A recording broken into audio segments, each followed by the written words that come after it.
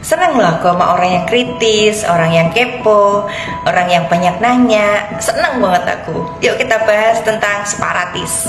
Separatis adalah individu atau kelompok yang ingin memisahkan diri dari suatu negara atau pemerintahan yang sah. Biasanya dengan tujuan membentuk negara atau wilayah yang merdeka dan berdiri sendiri. Tujuan separatisme bisa macam-macam.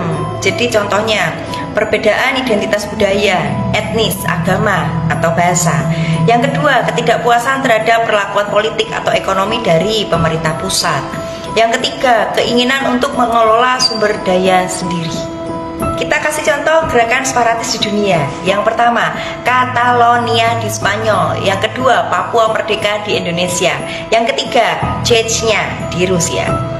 Nah, pertanyaan ini memang sering jadi perdebatan tajam di ranah politik dan sejarah.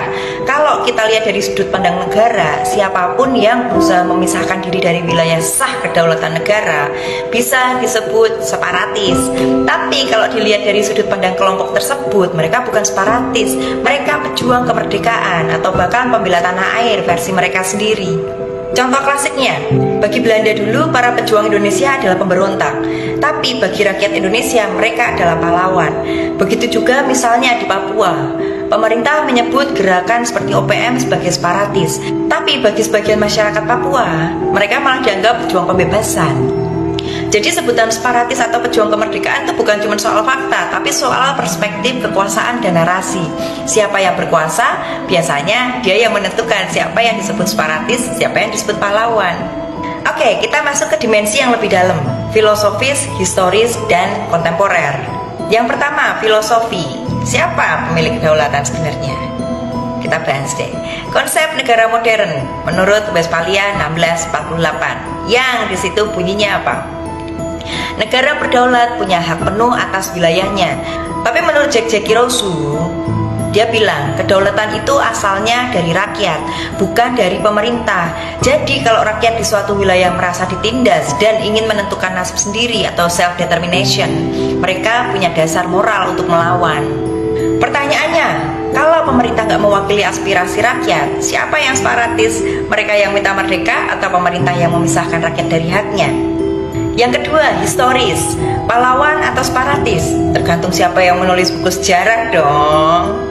Contoh, Nelson Mandela dulu disebut teroris oleh pemerintah apartheid di Afrika Selatan, tapi sekarang dia dikenang sebagai ikon perdamaian dan keadilan. Terus di Irlandia Utara, pemberontak IRA pernah dianggap separatis radikal, tapi banyak orang Irlandia menyebut mereka patriot. Terus di Indonesia sendiri, orang Aceh yang ikut gerakan Aceh Merdeka dulu dibilang separatis, tapi setelah damai beberapa diantaranya malah masuk sistem pemerintahan dan dipilih rakyat.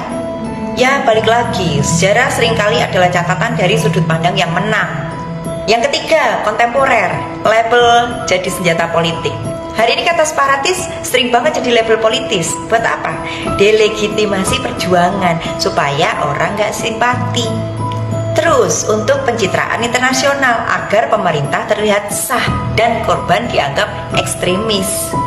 Terus menghindari dialog, karena kalau disebut pejuang harus diajak bicara, tapi kalau disebut separatis tinggal dikirim pasukan aja, beres.